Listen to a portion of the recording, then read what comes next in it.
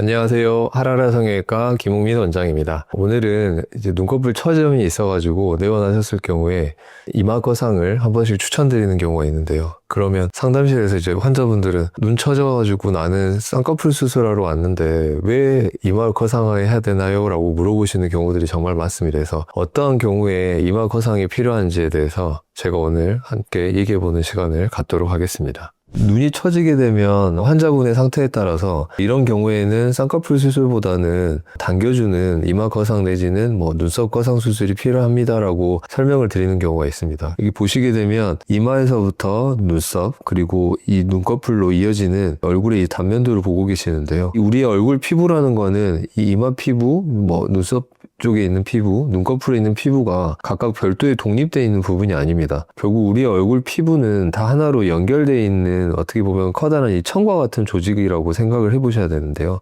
눈꺼풀 피부가 처져 있는 경우에는 단순히 피부가 늘어나거나 처져 있는 것이라고 생각해 볼 수도 있지만 결국은 경우에 따라서는 위에서 이렇게 지탱해주고 있었던 이마와 눈썹이라는 집으로 따지면 이 지붕에 해당하는 부분들이 이 내려앉아 있는 결과로 인해서 이러한 부분들이 생긴 경우들도 많습니다. 그래서 이러한 지붕에 해당하는 눈썹과 이마에 있는 부분들이 이렇게 내려오게 되면 당연히 그쪽보다 아래쪽 레벨에 있었던 눈꺼풀 피부는 겹치거나 처지는 이 현상을 경험할 수밖에 없습니다. 그래서 이러한 경우에 겹쳐져 있는 이 살, 위 눈꺼풀 피부 조직을 단순히 잘라내는 쌍꺼풀 수술만 하는 거는 근본 원인을 해결하는 것이 아닌 단순히 임시 방편인 결과에 해당할 뿐인 경우, 이것보다 이제 우리가 더 중요시 생각해야 되는 거는 이러한 상태를 무시를 하고 단순히 쌍꺼풀 수술만 했을 경우에는 이게 정말 사나워 보이고 강해 보이는 인상의 눈이 만들어지는 경우가 정말 많기 때문에 이러한 경우에는 우리가 꼭 상태에 맞춰서 거상 수술이 필요한 경우에는 이마 거상 수술을 꼭 계획을 해야 된다고 볼 수 있겠습니다. 그래서 이마 거상 수술을 생각을 하지 않고 계속 쌍꺼풀 수술을 고집해서 쌍꺼풀 수술을 하게 되면 우리가 어떠한 결과를 얻게 되는지 이런 부분들에서 이제 얘기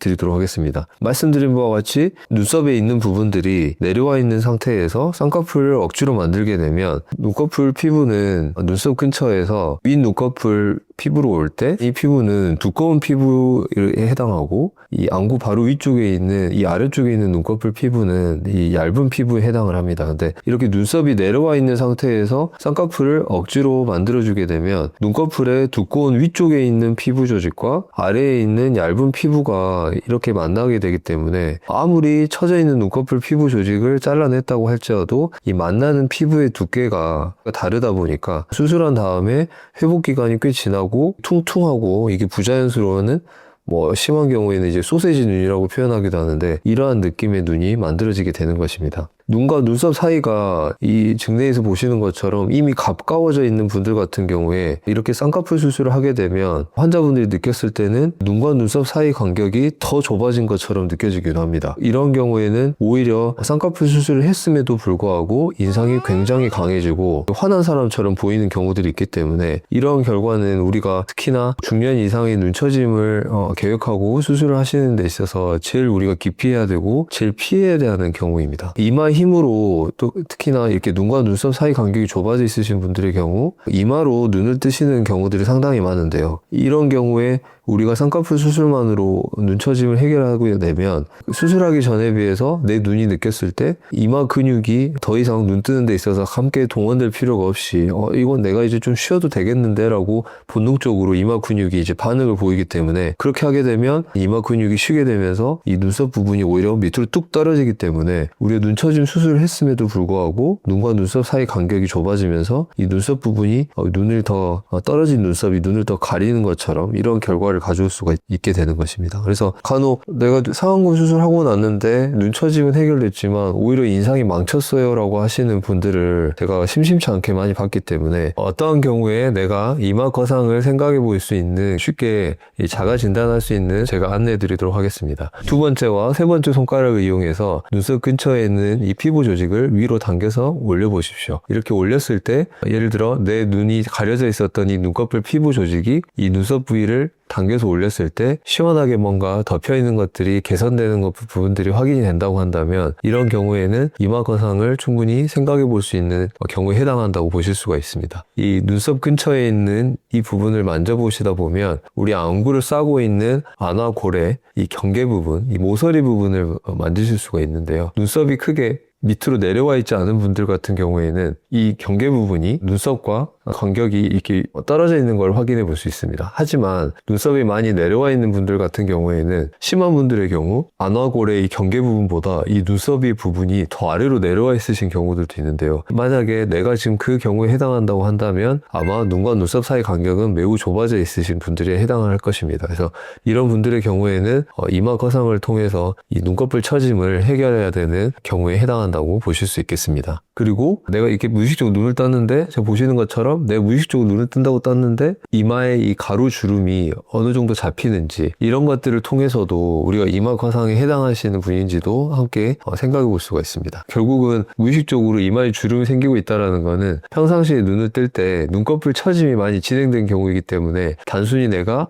윗 눈꺼풀 올림근의 힘만으로는 눈 처져 있는 부분들을 해결할 수가 없기 때문에 이마 근육을 같이 동원해서 이렇게 눈을 치켜떠야지만이 처져 있었던 눈꺼풀 피부 조직이 같이 당겨져서 올라가기 때문에 이런 경우에 만약에 내가 해당을 한다면 마찬가지로 이마 거상 수술을 함께 생각을 해봐야 되는 경우에 해당한다고 볼 수가 있겠습니다. 우리가 과연 이마 거상 수술이라는 거는 어떻게 이루어지는 것인지에 대해서 제가 한번 설명을 드리도록 하겠습니다. 과거에는 이마 거상 수술이 머리에 있는 헤어라인을 따라서 이 길게 머리띠처럼 절개를 해서 수술을 해야 되는 경우들도 있었습니다. 그래서 이러한 것들에 대해서 알고 계신 환자분들 같은 경우는 이마 거상 수술이 상당히 큰 수술이라고 생각하시고 매우 두려워하셔서 이마 거상 수술이라는 단어만 제가 입 밖에 내더라도 저 손사래를 치시면서 저는 그건 못하겠어요 하시는 경우가 너무 많은데요. 자, 최근에는 이마 거상 수술이 내시경 이마 거상 수술이 가능해지면서 예전에 비해서 이 절개 범위가 상당히 줄고 이 회복 기간도 매우 짧아져 있는 이 좋은 방법이 나왔습니다. 내시경 이마 거상 수술 같은 경우에는 어떤 식으로 이루어지는 수술이냐 하면 그림에서 보시는 것처럼 이 헤어라인 뒤쪽이 두피 쪽에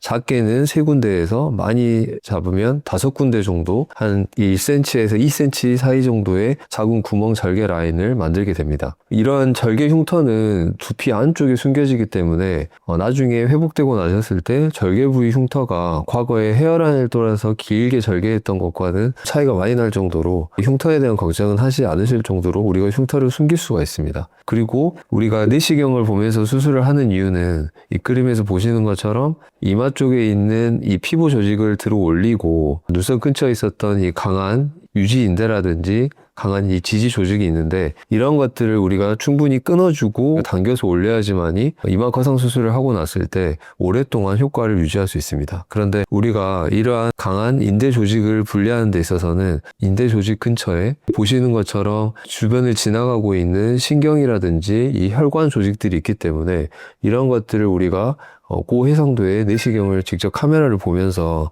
이런 것들을 최대한 다 보존해 가면서 잡고 있는 유지인대를 끊어줘야지만이 좋은 결과를 얻을 수가 있는 것입니다.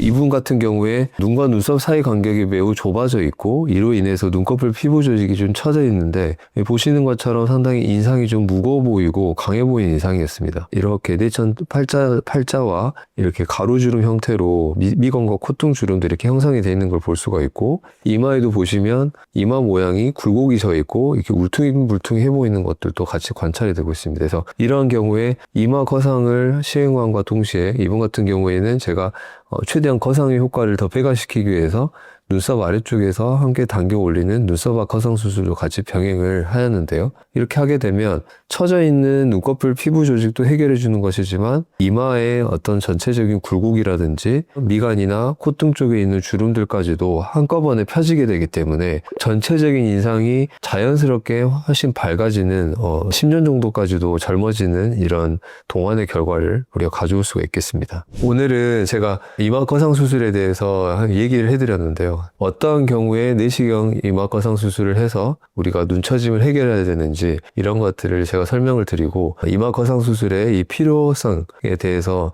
충분히 인지를 해주시고 자가 진단이나 테스트 방법에 대해서도 안내를 해드렸으니 테스트 해보시면서 나는 이마거상에 해당할 수도 있겠는데 라는 생각이 드신 분들은 시간이 되시면 한번 상담을 받아보시고 한번 계획을 해보시는 것들을 좀 추천드리겠습니다. 다음 시간에 또 다른 좋은 주제로 찾아뵙도록 하겠습니다. 감사합니다.